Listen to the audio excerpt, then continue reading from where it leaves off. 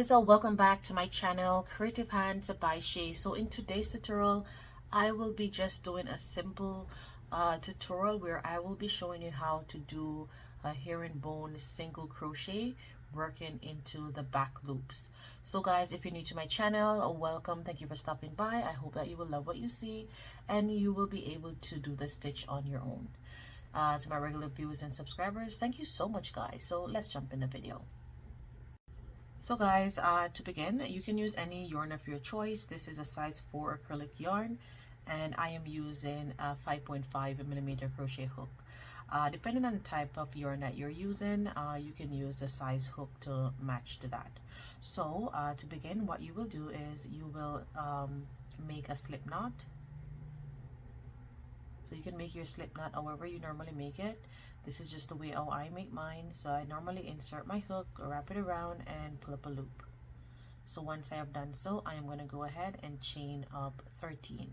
1, 2, 3, 4, 5, 6, 7, 8, 9, 10, 11, 12, and 13. So there it is. So what you're going to do now is you are going to start in the second chain from the one on the hook. So you're going to insert your hook and make a single crochet. So insert your hook, pull up a loop, yarn over, and pull through both loops. So that is your first single crochet. So for this stitch, you will always start off with making a single crochet. So what you're going to do now is you are going to go into the loop that is on the left, which is probably your right. So you're going to go into this loop here.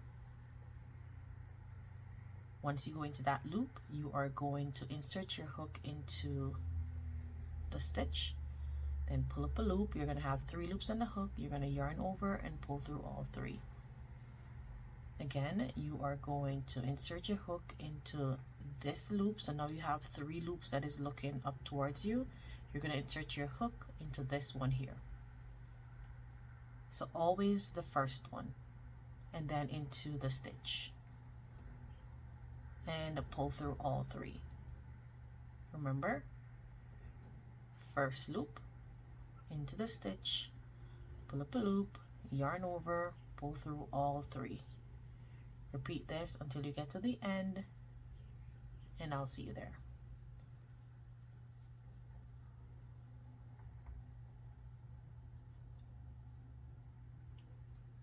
So guys, and now I have come to my last stitch, and I'm just going to repeat again, inserting my hook there into that first stitch, sorry, that first loop, and then into the stitch, and complete my row.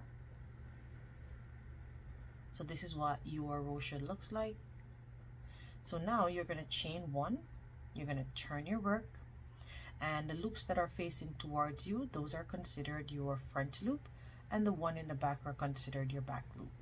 You are going to make a single crochet into the back loop. Okay, so now that we have our single crochet, we're going to repeat the same steps. So insert your hook into that first loop, into the back loop of that stitch, and pull through into the front loop, then into, probably I shouldn't say front loop because I don't want to confuse you, but into the loop that is on your single crochet that you just made, then into the back loop. You're going to make a single crochet, and you're going to repeat this all the way up.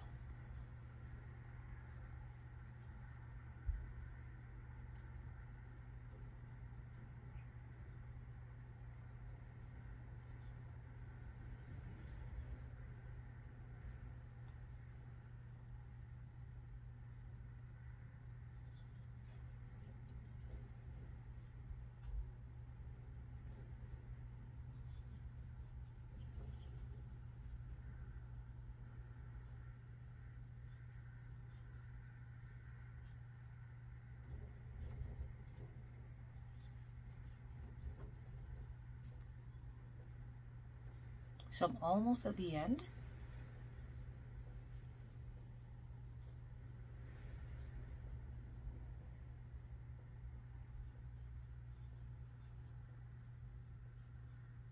And I'm at my last stitch. Remember to insert your hook into that loop there that is looking towards you, and then into the back loop, and complete your last stitch. And this is what your work should look like. So it will create that ridge inside, those little ridges here, and you'll basically continue to do that, chain in your one, turn in your work, and make your first single crochet, just regular single crochet at the beginning, and then you will insert your hook into that first loop that is looking towards you on that single crochet, and then going into the back loop to finish your single crochet. And you will repeat that all the way until you get to the end. So I'm going to continue this, and I'm going to work up this little piece here, and I'll meet back with you. So guys, now I have come to my last stitch here, and I'm basically repeating what we did. And I'm just going to chain one, and this is what our swatch looked like so far. So it is looking super cute. So if you want to know how to count your rows, each of these the top rows that you're seeing here are considered 2 rows. So I did a total of 11 rows. So that's 2, 4, 6, 8, 10, and 11. So you can see it gives that nice inner weaving look inside there. So this stitch is well, I would recommend using this stitch to make like a hat or a sweater or a scarf, stuff like that. It is very beautiful, and it is easy to learn. So guys, I hope that you were able to get the hang of this and how to do the herringbone single crochet working into the back loops. Now you can also work into both loops instead of the back loop, and what will happen if you do that is that if you notice, each side has the same rising. So if I had gone to make my stitches into both loops instead of the back loop, one side will have a rise and the other side will be flat. So you can also try that style as well if you want to do it that way, but this is the way how I wanted to show you how to do it.